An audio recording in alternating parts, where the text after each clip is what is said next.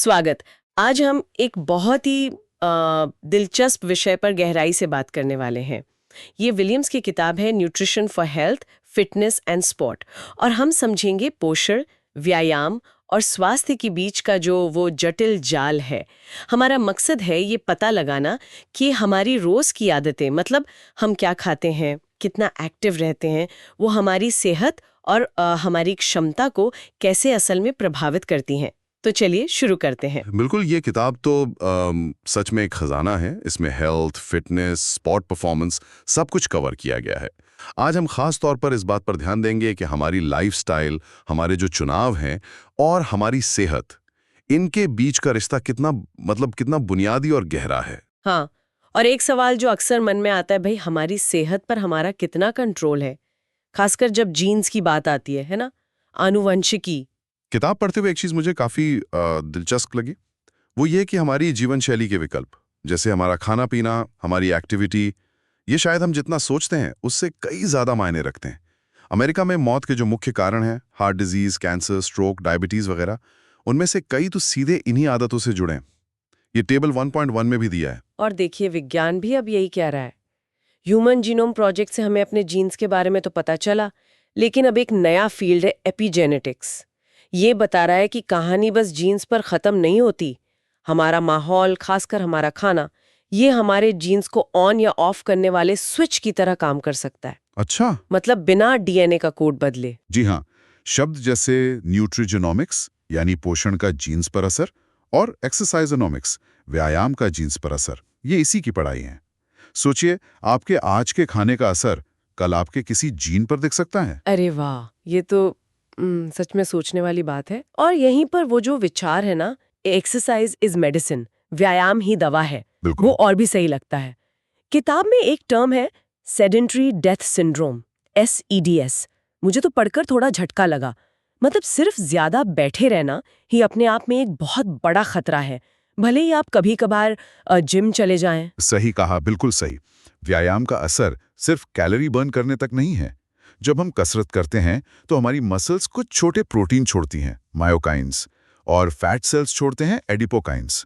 इनका एक बहुत बहुत महत्वपूर्ण काम है शरीर की अंदरूनी सूजन, जिसे हम क्रॉनिक इन्फ्लेमेशन कहते हैं, उसको कम करना। अच्छा, सूजन कम करना। हाँ, और ये सूजन ही कई बीमारियों की जड़ मानी जाती है।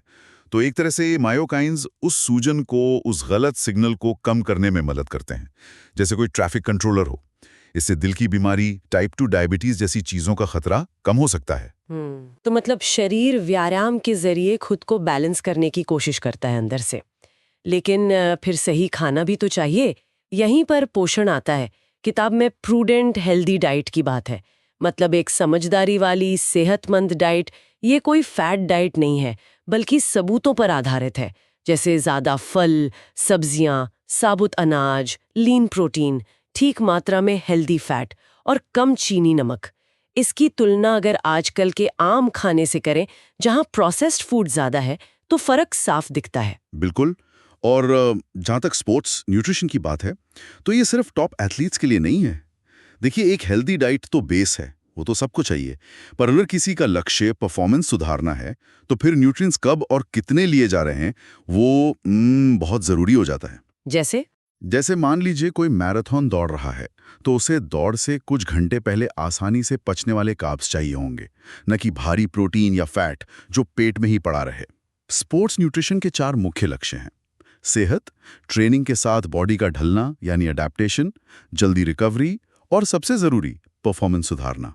अच्छा, फिर एक बुरी अलग दुनिया है सप्लीमेंट्स की और एगोजेनिक एड्स की। मतलब वो चीजें जो परफॉर्मेंस बढ़ाने का दावा करती हैं। इनको लेकर तो हमेशा सवाल रहते हैं, क्या ये काम करते हैं, क्या ये सेफ है, जरूरी है भी या नहीं। यहाँ बहुत सावधानी बरतनी चाहिए। कई सप्लीमेंट्स दावे तो बड़े बड़े करते हैं, पर उनके पीछे साइंटिफिक सबूत या तो होते नहीं या बहुत कमजोर होते हैं। किताब इसे पोषण संबंधी झांसा कहती है, न्यूट्रिशनल क्वैकरी। पोषण संबंधी झांसा। जी, और ये सिर्फ पैसों की बर्बादी नहीं है, इसमें रिस्क भी है। सप्लीमेंट्स में मिलावट हो सकती है, ऐसी चीजें हो सकती हैं जो लेबल पर लिखी ही ना हो। इनसे सेहत को नुकसान हो सकता है, या कोई एथलीट डोपिंग टेस्ट में फेल हो सकता है। इसलिए हमेशा भरोसेमंद सर्टिफिकेशन वाले प्रोडक्ट जैसे NSF सर्टिफाइड फॉर स्पोर्ट या इन्फॉर्म्ड स्पोर्ट वाले देख कर लेना और सबूतों पर आधारित चीज़ों पर टिके रहना ही समझदारी है। तो सार यही निकलता है कि हमारी लाइफस्टाइल, हमारा खाना, हमारी एक्टिविटी हमारी सेहत पर बहुत गहरा असर डालती है, यहाँ तक कि हमारे जीन्स कैसे काम करते हैं उस पर भी। व्यायाम तो सच में अंदर से दवा की तरह काम करता है और एक बैलेंस्ड, समझदारी वाली डाइट सबके लिए ज़रूरी है। हाँ, खास लक्ष्यों के लिए उसमें कुछ एडजस्टमेंट हो सकते हैं। और सप्लीमेंट्स, उनके दावों पर हमेशा थोड़ा शक करना चाहिए। बिल्कुल। और जाते जाते एक विचार सबके लिए छोड़ना चाहूँगा, ये जानते हुए कि हमारे छोटे छोटे रोज़ के चुनाव भी हमारे जीन एक्सप्रेशन को, मतलब जीन के काम करने के तरीके को बदल सकते हैं, जिसे एपिजेनेटिक्स कहते हैं। तो इस हफ्ते अपने खाने या अपनी एक्टिविटी में ऐसा कौन सा एक छोटा सा मगर लगातार किया जा सकने वाला बदलाव आप ला सकते हैं, ये सोचकर कि ये छोटा कदम भी शायद सीधे आपके सेल्स तक, कोशिकीय स्तर तक आपकी सेहत के लिए पॉजिटिव सिग्नल भेज